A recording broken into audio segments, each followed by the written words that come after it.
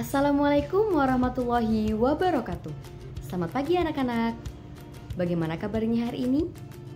Semoga semuanya sehat dan tetap semangat ya. Senang sekali bisa bertemu dengan kalian semua dalam pembelajaran kali ini, meskipun tidak dapat bertatap muka. Baik anak-anak, hari ini kita akan mempelajari tentang siklus biogeokimia. Adapun tujuan pembelajaran materi ini yaitu setelah menyimak penjelasan dan tayangan berupa gambar maupun video, peserta didik mampu memahami materi siklus biogeokimia. Sebelum masuk ke materi, ada yang tahu apa yang dimaksud dengan siklus biogeokimia? Tepat sekali, siklus biogeokimia menggambarkan bagaimana senyawa dan unsur kimia dapat berpindah dari komponen biotik ke komponen abiotik, maupun sebaliknya. Siklus biogeokimia yang ada di ekosistem terdiri dari 5 siklus biogeokimia. Pasti di antara kalian ada yang sudah tahu apa saja siklus biogeokimia tersebut. Nah, untuk lebih mengingat kembali, berikut merupakan 5 siklus biogeokimia. Pertama, siklus air. Kedua, siklus nitrogen.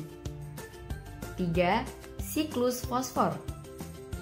4, siklus karbon. 5, ada siklus sulfur. Nah, sekarang Ibu akan menjelaskan secara detail mulai dari siklus air, nitrogen, fosfor, karbon, dan sulfur. Disimak baik-baik ya.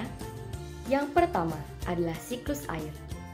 Panas matahari menyebabkan air laut dan sumber air lainnya mengalami penguapan atau evaporasi. Cahaya matahari juga dapat menyebabkan transpirasi atau penguapan air dari tubuh tumbuhan.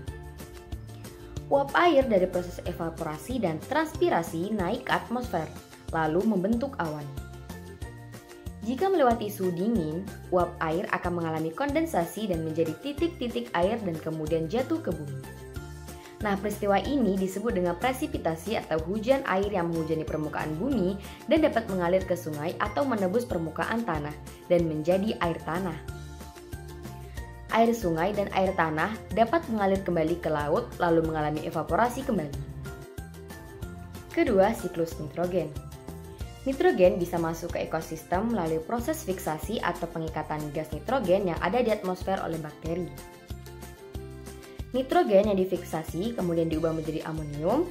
Nah, amonium kemudian masuk ke proses nitrifikasi dan menjadi nitrit yang nantinya diubah menjadi nitrat.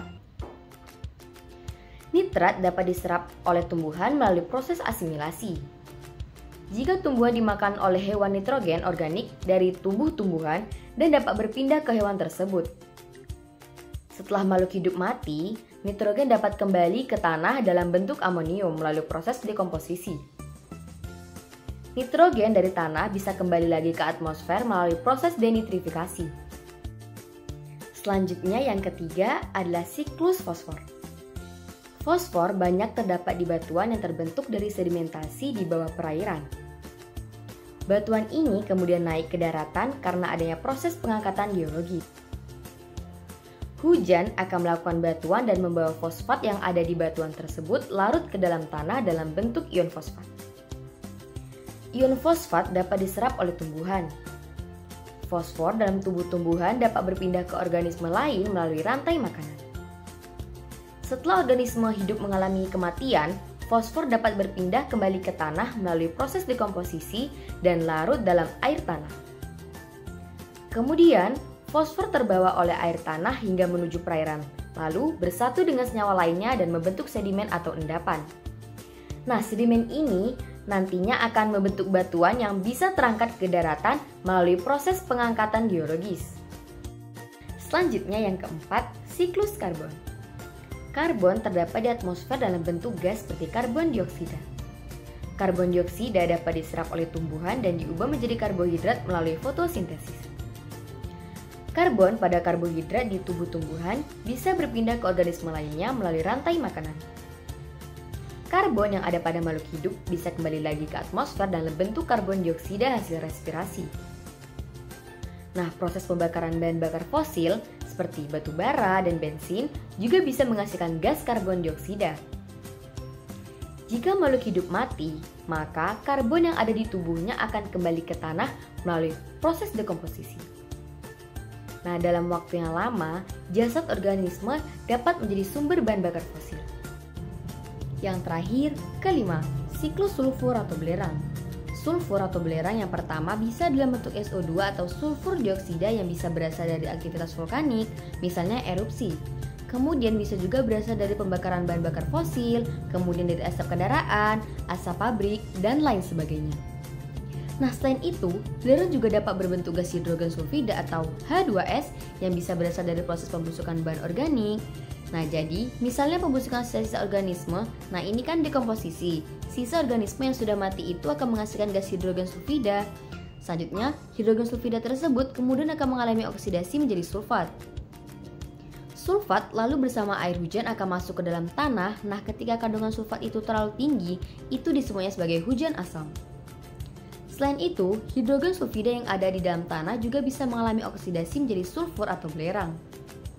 Sulfur nanti akan teroksidasi menjadi sulfat oleh bakteri Thiobacillus dioxidans.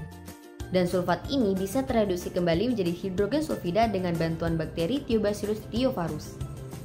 Nah, dari semua bentuk sulfur, jadi kan bisa hidrogen sulfida, sulfur, sulfat, tapi tumbuhan itu akan menyerap sulfur itu dalam bentuk anion sulfat.